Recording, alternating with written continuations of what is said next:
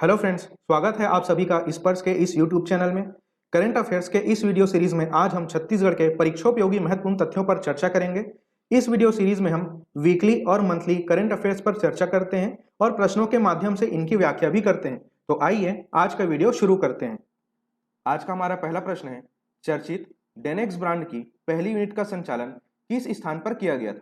और इस प्रश्न के लिए हमारे विकल्प हैं हारम, बारसूर, कार्ली या कटे कल्याण। इस प्रश्न का सही जवाब होगा दोस्तों ऑप्शन नंबर ए, हारम। तो दोस्तों आपको ध्यान रखना है, डेनेक्स ब्रांड की पहली यूनिट का संचालन कहाँ किया गया था? दंतेवाड़ा के हारम में। और ये डेनेक्स ब्रांड के बारे में हम काफी विस्तृत रूप से चर्चा करेंगे क्योंकि इसके बारे में आगामी परीक्षाओं में प्रश्न पूछे जाने की संभावना काफी अधिक है। तो सबसे पहले आपको ध्यान रखना है कि डेनेक्स का अर्थ होता है दंतेवाड़ा नेक्स्ट, है ना। और इस ब्रांड के तहत कपड़ों का निर्माण किया जाता है और दंतेवाड़ा जिले के 4 स्थानों पर डेनेक्स के 4 यूनिट का संचालन किया जा रहा है, जिसमें से पहला यूनिट है हारम, जो कि डेनेक्स ब्रांड का भी पहला यूनिट था। ठीक है, और यही हमारा प्रश्न था, तो हारम को आप अवश्य रूप से ध्यान में रखिएगा। एक दूसरी यूनिट इसकी चल रही है बारसूर में, एक यूनिट है कार्ली में और चौथी यूनिट है इसकी कटे कल्याण में। ठीक है, और हाल ही में इसकी 5वीं यूनिट जो कि छिंदनार में स्थापित की जाएगी, इसके लिए तमिलनाडु के एक्सपोर्ट हाउस तिरुपुर से छत्तीसगढ़ सरकार का क्या हुआ है? एमओयू हो गया है। डेनेक्स ब्रांड और क्यों चर्चे में था, आपको अवश्य ध्यान में रखना है। हाल ही में मुख्यमंत्री भूपेश बघेल जी अपने दंतेवाड़ा यात्रा के दौरान दंतेश्वरी माता को 11 किलोमीटर लंबी चुनरी अर्पित किए थे, जो कि अपने आप में एक रिकॉर्ड है। ठीक है, तो ये 11 किलोमीटर लंबी चुनरी का निर्माण जो दंतेश्वरी माता के लिए किया गया था, उसे डेनेक्स ब्रांड की महिलाओं के द्वारा ही बनाया गया था। इसलिए डेनेक्स ब्रांड अपने आप में और भी बहुत ज्यादा महत्वपूर्ण हो जाता है। इसलिए डेनेक्स से संबंधित ये सारे तथ्य आप अवश्य ही ध्यान में रखिएगा। क्लियर है दोस्तों? आगे बढ़ने से पहले मैं आप सभी को फिर से बता देता हूं कि अभी ये जो आप वीडियो देख रहे हैं वो मई महीने के चौथे सप्ताह का करंट अफेयर का वीडियो है। इस प्रकार आपको पूरे के पूरे करंट अफेयर्स के वीडियो और पीडीएफ हमारे द्वारा प्रोवाइड कर दिए गए हैं। अब आपको क्या करना है, पूरा का पूरा पीडीएफ अच्छे से अध्ययन करने के बाद 5 जून को जो टेस्ट होगा, है ना, 5 जून को जो फ्री करंट अफेयर का टेस्ट होगा, जिसे आपको हमारे एप्लीकेशन में देना है, ठीक है, उसके लिए अच्छे से आप तैयार रहिए। पूरा का पूरा पीडीएफ पढ़िए, पूरे वीडियोस आप देखिए, उसके बाद में इस टेस्ट को देके अपना मूल्यांकन कीजिए। ठीक है, बढ़ते हैं अगले प्रश्न की ओर। हमारा दूसरा प्रश्न है, निम्न में से कौन सा पर्यटन स्थल मवाई नदी के तट पर स्थित है? और इस प्रश्न के लिए हमारे विकल्प हैं सीतामढ़ी हरचौका, सिहावा, रामाराम या चंदखुरी। इस प्रश्न का सही जवाब होगा दोस्तों option number A, Sitamarhi Harchauka. दोस्तों ये पर्यटन स्थल अपने आप में बहुत ही ज्यादा महत्वपूर्ण है क्योंकि आप सभी को पता है कि छत्तीसगढ़ में राम वनगमन पर्यटन परिपथ का विकास कार्य जारी है और इसके प्रथम चरण में छत्तीसगढ़ के 9 स्थलों को सम्मिलित किया गया है। इन 9 स्थलों में से एक स्थल है सीतामढ़ी हरचौका, जो कि वर्तमान स्थिति में छत्तीसगढ़ के कोरिया जिले में स्थित है। और ऐसा कहा जा रहा है कि प्रभु श्री राम कोरिया जिले में प्रवाहित होने वाली मवाई नदी के किनारों से होते हुए भी छत्तीसगढ़ में प्रवेश किए थे। और इस स्थान पर सबसे महत्वपूर्ण बात यह है कि यहाँ पर सीता माता की रसोई भी स्थित थी। इसलिए इस पर्यटन स्थल के बारे में यह जानकारी आपको अवश्य ही पता होना चाहिए। इसके अलावा अगर हम राम वनगमन पर्यटन परिपथ की कुल लंबाई की बात करें तो आपको ध्यान रखना है, इस पर्यटन परिपथ की कुल लंबाई है 2260 किलोमीटर। और यह तथ्य बहुत ही ज्यादा महत्वपूर्ण है, इसे सीजी व्यापम की पूर्व में आयोजित परीक्षाओं में पूछा जा चुका है। क्लियर है? बढ़ते हैं अगले प्रश्न की ओर। हमारा आज का तीसरा प्रश्न है, मिशन अमृत सरोवर के तहत प्रत्येक जिले में कितने सरोवरों या तालाबों का निर्माण किया जाएगा? और इस प्रश्न के लिए हमारे विकल्प हैं 55, 65, 75 या 85। इस प्रश्न का सही जवाब होगा दोस्तों ऑप्शन नंबर सी, 75। ठीक है, तो मिशन अमृत सरोवर के तहत प्रत्येक जिले में 75 तालाबों का निर्माण किया जाएगा। और ये मिशन अमृत सरोवर क्यों चलाया जा रहा है, इसके बारे में अगर हम चर्चा करें तो यहाँ पे आप देख पा रहे हैं सतही और भूमिगत जल की उपलब्धता को बढ़ाने के लिए।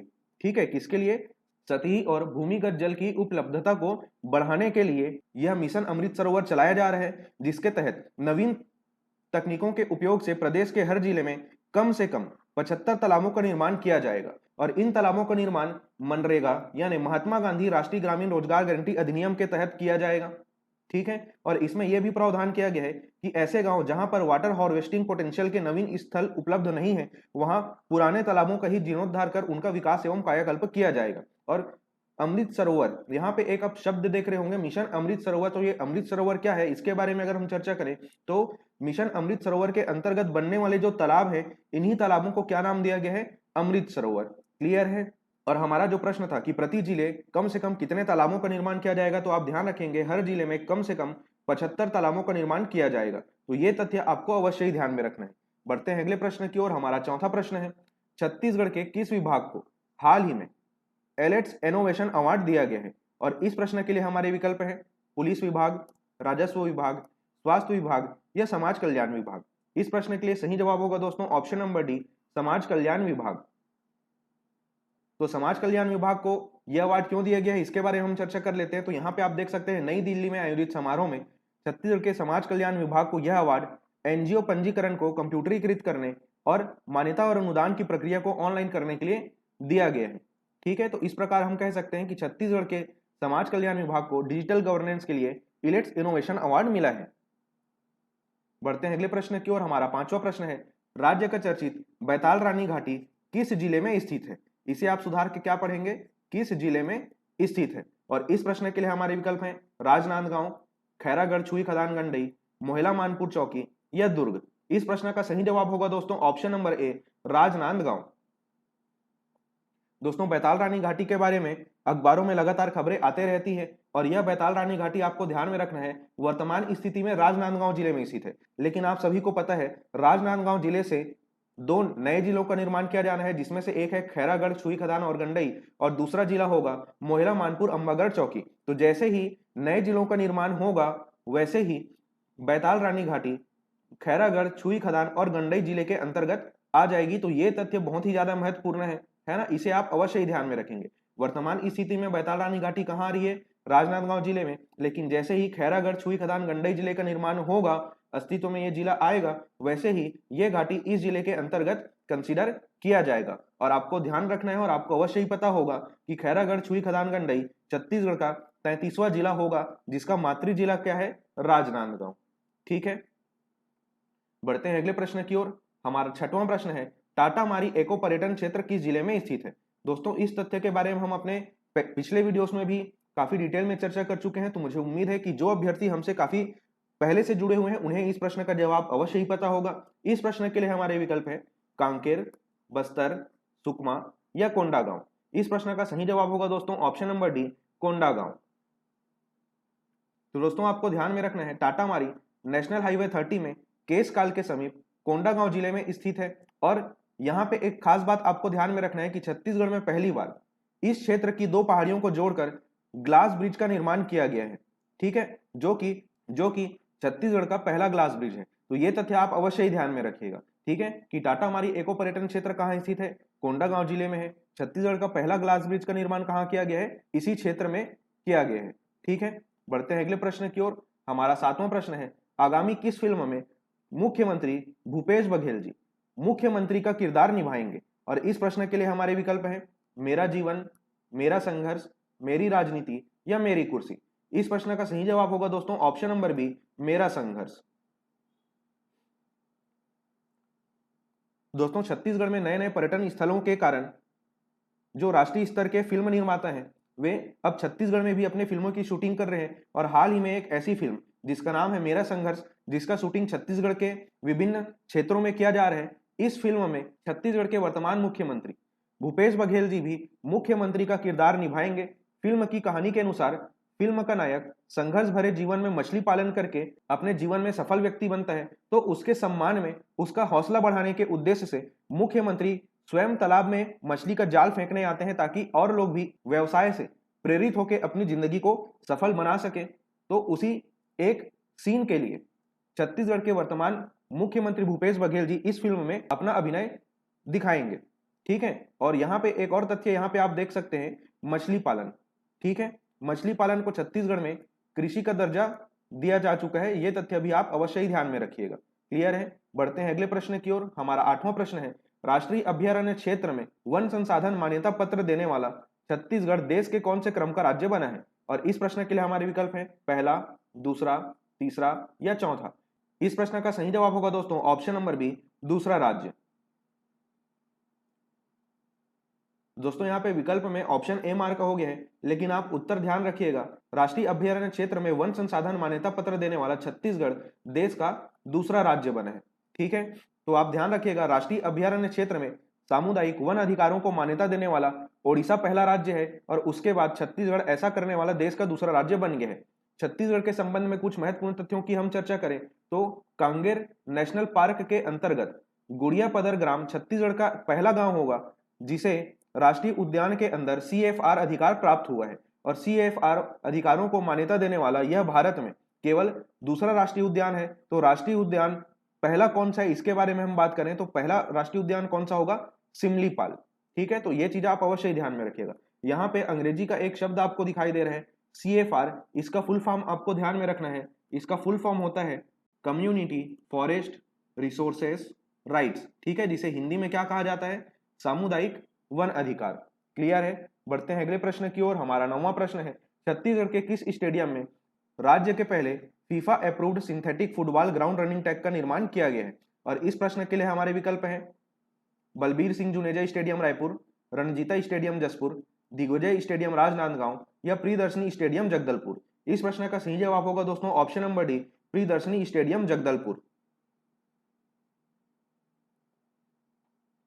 तो दोस्तों आपको ध्यान में रखना है प्रियदर्शनी स्टेडियम जो कि जगदलपुर में स्थित है, यहाँ छत्तीसगढ़ के पहले फीफा अप्रूव्ड, ठीक है, ये शब्द बहुत ही ज्यादा इंपॉर्टेंट है, फीफा अप्रूव्ड। तो छत्तीसगढ़ के पहले FIFA approved synthetic football ground और रनिंग ट्रैक का निर्माण किया गया है। तो ये तथ्य आप अवश्य ही ध्यान में रखिएगा।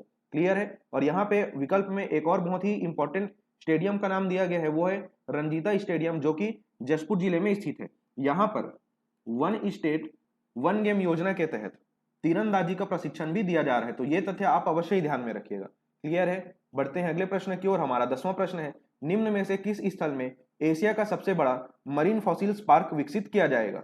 और इस प्रश्न के लिए हमारे विकल्प है कोरिया छत्तीसगढ़, राजहरा झारखंड, सुबांसरी अरुणाचल प्रदेश या खेमगांव सिक्किम। इस प्रश्न का सही जवाब होगा दोस्तों ऑप्शन नंबर ए, कोरिया छत्तीसगढ़। तो इस स्थान पर एशिया के सबसे बड़े मरीन फॉसिल पार्क का निर्माण किया जाएगा जो कि देश का 5वां मरीन फॉसिल्स पार्क होगा। वर्तमान स्थिति में देश में 4 मरीन फॉसिल्स पार्क अस्तित्व में है और वे हैं अरुणाचल प्रदेश का सुबांसरी, झारखंड का राजहरा, पश्चिम बंगाल का दार्जिलिंग और सिक्किम का खेमगांव। इन 4 स्थलों पर वर्तमान में देश के 4 मरीन फॉसिल्स पार्क हैं और देश की 5वीं और एशिया की सबसे बड़ी मरीन फॉसिल्स पार्क के रूप में कोरिया जिले में गोंडवाना मरीन फॉसिल्स पार्क का स्थापना किया जाएगा। कोरिया जिले में यह मरीन फॉसिल्स पार्क हसदेव और हसिया नदी के संगम पर बनाया जाएगा जो कि एशिया का सबसे बड़ा मरीन फॉसिल पार्क होगा। क्लियर है। बढ़ते हैं अगले प्रश्न की ओर। हमारा 11वां प्रश्न है, हाल ही में मुख्यमंत्री भूपेश बघेल जी की घोषणा अनुसार किस स्थान पर प्रतिवर्ष राष्ट्रीय आदिवासी संगीत महोत्सव का आयोजन किया जाएगा। और इस प्रश्न के लिए हमारे विकल्प हैं बस्तर, सरगुजा, बिलासपुर या रायपुर। इस प्रश्न का सही जवाब है दोस्तों ऑप्शन नंबर ए, बस्तर।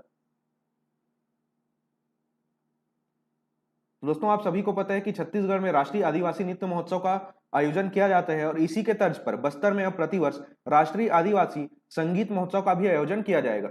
इस घोषणा के अलावा एक और महत्वपूर्ण घोषणा वर्तमान मुख्यमंत्री भूपेश बघेल जी के द्वारा किया गया कि वर्तमान स्थिति में बस्तर में जो बादल अकादमी संचालित है उसे कॉलेज का दर्जा दिया जाएगा। बादल अकादमी के बारे में हम बात करें तो यह बस्तर के ग्राम आसना में स्थापित किया गया है। बादल का फुल फॉर्म होता है Bastar academy of dance art and language. इसका स्थापना क्यों किया गया है? बस्तर के लोक नृत्य, स्थानीय बोलियां, साहित्य व शिल्प कला के संरक्षण और संवर्धन में वृद्धि के लिए इस बादल अकादमी का निर्माण किया गया है और इस अकादमी के जरिए मैदानी कर्मचारियों और अधिकारियों को स्थानीय बोली व भाषा में प्रशिक्षण भी दिया जाएगा। ठीक है, तो इस प्रकार आप राष्ट्रीय आदिवासी संगीत महोत्सव जो कि बस्तर में आयोजित किया जाएगा, उसके अलावा बस्तर के आसना ग्राम के बादल अकादमी से संबंधित तथ्यों को भी ध्यान में रखिएगा।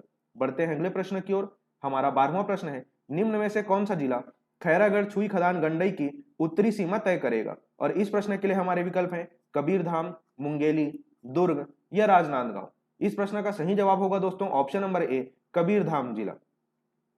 ठीक है दोस्तों, अभी थोड़ी देर पहले हमने चर्चा किया था कि राजनांदगांव जिले से अलग होकर खैरागढ़ छुई खदान गंडई छत्तीसगढ़ का 33वां जिला बनेगा। ठीक है, और इस जिले की सीमाओं के बारे में अगर हम बात करें तो इस जिले की उत्तरी सीमा होगी कबीरधाम जिला। ठीक है, दक्षिणी सीमा क्या होगी? राजनांदगांव जिले का डोंगरगढ़ तहसील। पूर्वी सीमा की अगर हम बात करें तो पूर्वी सीमा बनेगा बेमेतरा जिला का साजा तहसील। और पश्चिमी सीमा की अगर हम बात करें तो आप सभी को पता है कि राजनांदगांव जिले का पश्चिमी हिस्सा कहाँ लगता था? मध्य प्रदेश और महाराष्ट्र में तो खैरागढ़ छुई खदान गंडई जिले का पश्चिमी सीमा लगेगा मध्य प्रदेश के बालाघाट जिले के लांजी तहसील में। तो खैरागढ़ छुई खदान गंडई जिले के सीमाओं से संबंधित ये सारे तथ्य आप अवश्य ध्यान में रखिएगा। इसके अलावा अगर हम इस जिले के क्षेत्रफल की बात करें तो इसका क्षेत्रफल होगा 1,55,197 हेक्टेयर।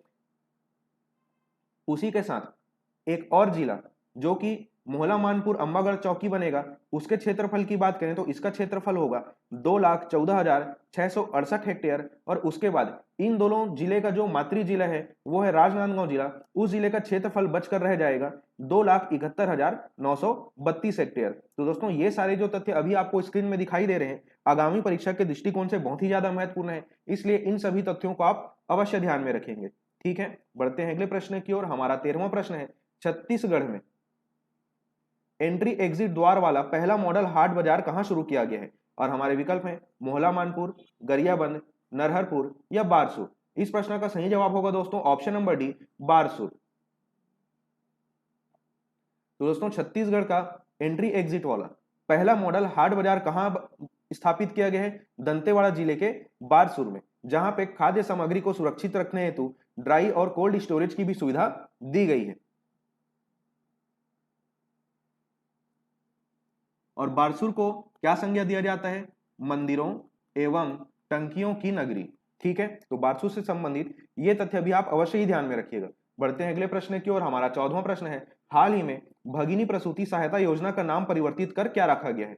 और इस प्रश्न के लिए हमारे विकल्प हैं मिनी माता महतारी जतन योजना, मिनी माता भगिनी प्रसूति सहायता योजना, छत्तीसगढ़ महतारी योजना या राजमोहिनी देवी महतारी जतन योजना। इस प्रश्न का सही जवाब है दोस्तों ऑप्शन नंबर ए, मिनी माता महतारी जतन योजना। तो दोस्तों आपको ध्यान में रखना है भगिनी प्रसूति सहायता योजना का नया नाम रखा गया है मिनी माता महतारी जतन योजना। इस योजना के प्रावधानों के बारे में अगर हम बात करें तो इस योजना के तहत महिला श्रमिक को 20,000 रुपए की सहायता राशि दी जाएगी और इसमें ऐसे महिला श्रमिकों को ही शामिल किया जाएगा जो भवन एवं सन्निकार मंडल के अंतर्गत पंजीकृत महिला श्रमिक है।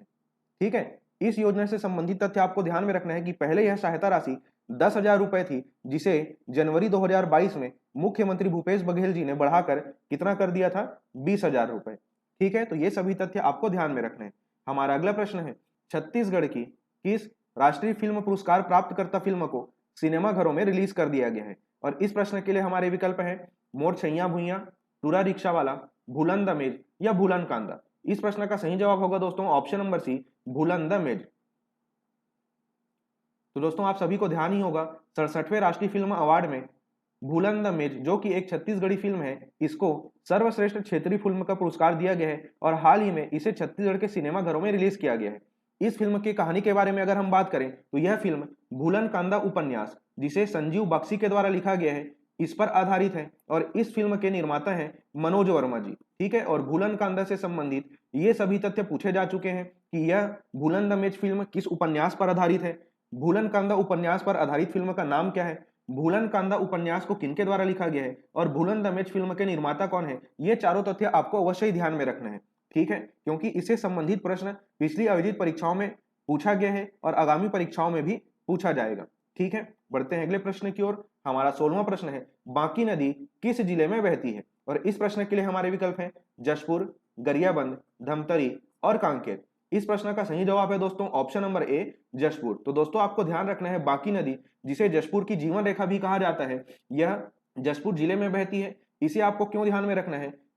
लगातार बढ़ रहे प्रदूषण के कारण बांकी नदी में पानी की बजाय केवल मानव प्रदूषण के अस्तित्व ही बाकी रह गए हैं, जिसे बचाने के लिए वहां पे लोगों के द्वारा भरसक प्रयास किए जा रहे हैं। इसलिए बांकी नदी के बारे में लगातार अखबारों में खबर आते रहती है। इसलिए आप अवश्य ध्यान में रखेंगे कि बांकी नदी वर्तमान स्थिति में जशपुर जिले में प्रवाहित होती है। क्लियर है? हमारा 17वां प्रश्न है, हाल ही में छत्तीसगढ़ से किन्हें दादा साहब फाल्के आईकॉन अवार्ड में नारी शक्ति अवार्ड दिया गया है? और इस प्रश्न के लिए हमारे विकल्प हैं डॉक्टर किरणमयी नायक, अनिला भेड़िया, सरोज पांडे या शकुंतला साहू। इस प्रश्न का सही जवाब होगा दोस्तों option number A, doctor Kiranmayi Nayak. दोस्तों इस नाम से आप अवश्य ही परिचित होंगे। डॉक्टर किरणमयी नायक जी छत्तीसगढ़ राज्य महिला आयोग की वर्तमान अध्यक्ष हैं और इन्हें दादा साहब फाल्के आईकॉन अवार्ड में नारी शक्ति अवार्ड से सम्मानित किया गया है और ये तथ्य बहुत ही ज्यादा महत्वपूर्ण है, इसलिए आपको इसे अवश्य ही ध्यान में रखना है। क्लियर है? बढ़ते हैं अगले प्रश्न की ओर। हमारा आज का 18वां प्रश्न है, भारत के पहले रेल व्हीकल विनिर्माण संयंत्र की स्थापना किस जिले में की जाएगी? और इस प्रश्न के लिए हमारे विकल्प हैं रायगढ़, भिलाई, दुर्ग या रायपुर। इस प्रश्न का सही जवाब होगा दोस्तों ऑप्शन नंबर ए, रायगढ़। तो दोस्तों आप अवश्य ही ध्यान में रखेंगे कि जिंदल स्टील के रायगढ़ यूनिट में भारत के पहले रेल व्हीकल विनिर्माण संयंत्र की स्थापना की जाएगी। ठीक है, तो दोस्तों आज के वीडियो में सिर्फ इतना ही। मैं फिर से आपको याद दिला देता हूं कि ये वीडियो इस महीने के अंतिम सप्ताह का वीडियो आप देख रहे हैं। इसका पीडीएफ भी मैंने ऐप में अपलोड कर दिया है, इसका मंथली फाइल भी आप सभी को मैंने भेज दिया है ना। तो आपका काम क्या है, इन सारी जानकारियों को अच्छे से आप पढ़ें और 5 जून को जो टेस्ट आयोजित होगा है ना, उसे अवश्य दें ताकि करंट अफेयर के नॉलेज का आप स्वमूल्यांकन कर सके। ठीक है, तो जल्द मिलेंगे आपसे अगले माह के प्रथम सप्ताह के करंट अफेयर्स की नई वीडियो के साथ। तो इंतजार कीजिए हमारी अगली वीडियो का। इस वीडियो को अंत तक देखने के लिए आपका धन्यवाद।